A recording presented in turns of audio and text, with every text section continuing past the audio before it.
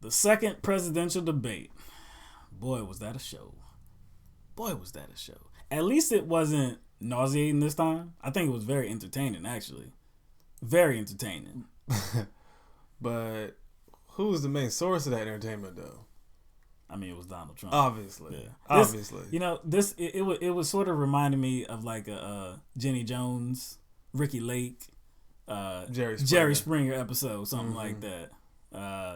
It was ridiculous. And of course, throughout the first portion of it, the debate focused on Donald Trump's comments. And they talked about how I think Anderson Cooper was the one that asked him a question and said what he said in that tape amounted to sexual assault. And he tried to say, well, no, it wasn't sexual assault. It was, locker room kind of talk between some guys and this and that. I mean, it's disgusting and deplorable. It is. But it's not something that should be like chargeable offense. Yeah, like it wasn't admission of guilt. Like at that point, I already knew that this debate was going to be garbage. Yeah, because they were making it about that. I was like, really? Right. No substance at all. It's starting out with no substance. I was like, I already knew how it was going to go. Mm-hmm. And even after the debate, there was Lawrence O'Donnell from MSNBC talking about it. Jake Tapper, CNN, talking about it. Van Jones. All of them were referring to his remarks as sexual assault. Like that. So like he should be charged and in prison, but like what, like where is the crime? You first need a victim. And you need somebody to say he did this to me, and then you can try to prosecute it. What he said, I think anybody that looked at it for what it was a man saying that because of my status, because of my and most importantly, my privilege. Right. I can do what I want to. And I can even grab somebody right there and, they won't do anything about it. Now, as like you said, it was deplorable. He should be heavily criticized because of that language. But it doesn't amount to an admission of guilt to where you can say, well, that was sexual assault. That means that he did it. I'm not saying that he hasn't done it. He very well might have done it. But just his language does not mean that it has happened or that it ever did happen. That's what I'm saying. No, I'm with you. I'm with you. And I do believe that it's this has been heavily focused on in order to deflect away from, I guess, covering substantial issues. Yeah. You know what I'm saying? And of course, it just came out, so it's...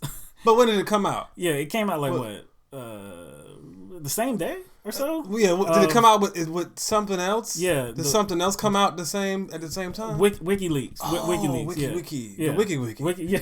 Wiki. Right. You know what I mean? And so I do understand why they talked about it at the debate. It deserves some coverage because it got coverage all throughout the weekend. So I understand that they talked about it. It was a relevant issue because it is concerning a presidential candidate with some lewd language. Fine.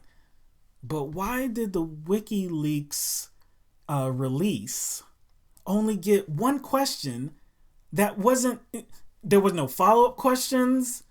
It was talked about for what? Maybe 2-3 minutes, maybe? Mm-hmm. And Hillary Clinton was even able to divert attention away from it by saying, well, look, I really want to talk about the Russians because it's the Russians that are trying to influence the U.S. elections. Not this again. I was like, not this again. I was like, please.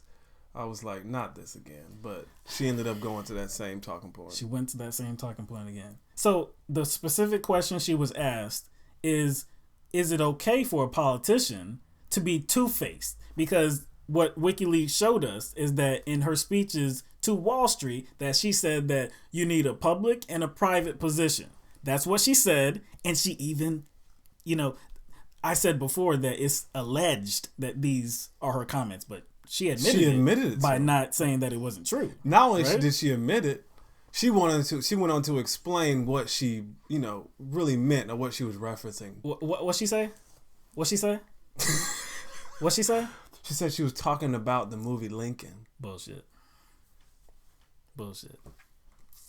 So if you saw the transcripts from her Wall Street speech, she was not talking about the movie. She was talking about herself. It was in a totally different context. Yes. Now she used the Lincoln movie as a reference point to say, yeah, that's what happened with Lincoln passing the 13 or trying to get the 13th Amendment passed. But she used that as a reference for herself having a public and private position. It's not like she watched the movie and was like, yeah, see, he needed a public and private position.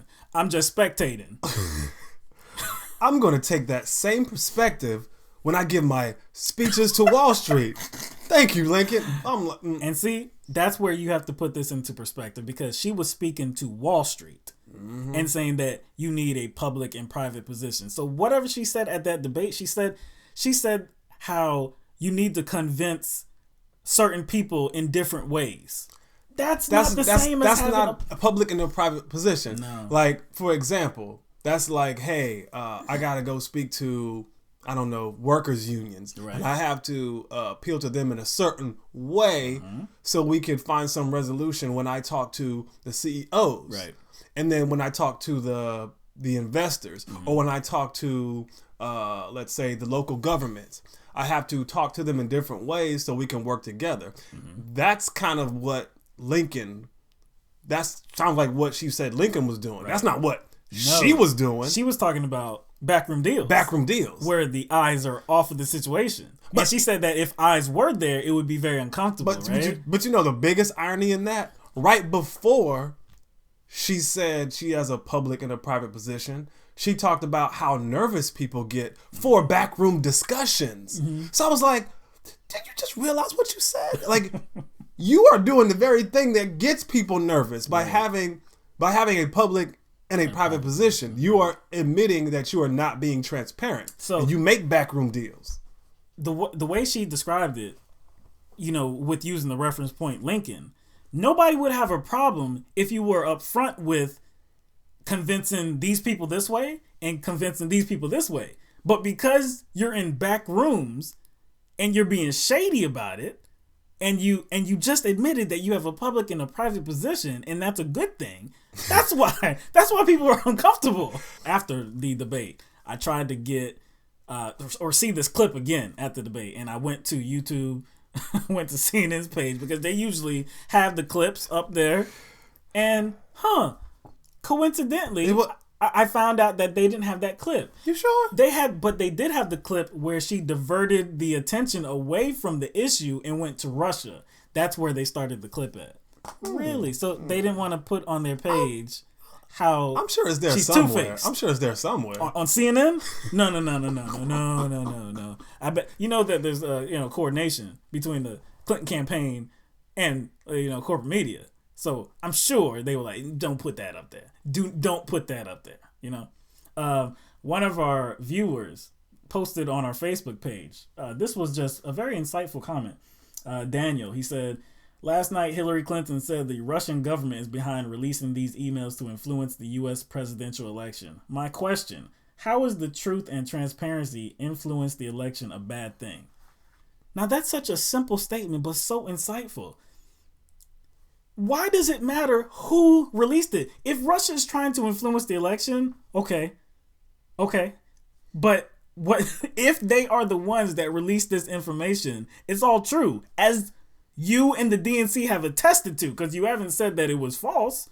So all the stuff is true. So wait a second. So why does it matter? Shouldn't we be focusing on what was released? Not only that, but kind of seems a bit hypocritical for anybody or any government official who is employed by the United States to talk about other countries influencing elections. You know what I'm saying? Yeah.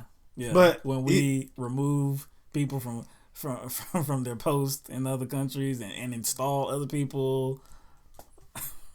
You know what I'm saying? And like you said, it doesn't even matter. Like, to me, if Russia did this and the information is true and it implicates you, the best thing to do is just deny it. Right. That makes you look bad. It's like, I don't know what they're talking about. Right. But they're not doing that. they're valid. I mean, they're validating exactly what was released. They're saying, but they're pretty much saying yes, it's true. Hillary Clinton said yes, it was true. Yes. What I was talking about though was linking the movie, and shame on them damn Russians for trying to interfere by releasing the truth about me. That is so crazy. That is so crazy. Like, damn the Russians for outing me. I was about to say, yeah, like these damn Russians, like showing everybody how dishonest I am. About those transcripts again. The only thing that was referenced at that debate was the where she said public and private position. What about how she said it was a quote oversimplification to blame just Wall Street for the financial crash? Well, I think not even referenced. Yeah, and I think she did the same thing when talking about the housing market crash some time ago. Mm-hmm. She was talking about how we gotta blame these people. Oh yeah. Remember that? Yeah, that was it. See how to set them off again. I'm about to set you off. That was in the speech where she said, "I went to Wall Street. I went to NASDAQ." And it was not a strong speech. She said like she said, cut it out. No, if you look at that speech, she put the blame on everybody. You mean she put the blame on everybody but the banking industry. She kind of blamed them a little bit. She kind of blamed them a little bit, but it wasn't even blame because, like I said, she spread it all around. Like it was some nice butter or something like that. Like everyone. She said the homeowner should have known better. Mm-hmm. She said they should have known better. Man, this woman is something else.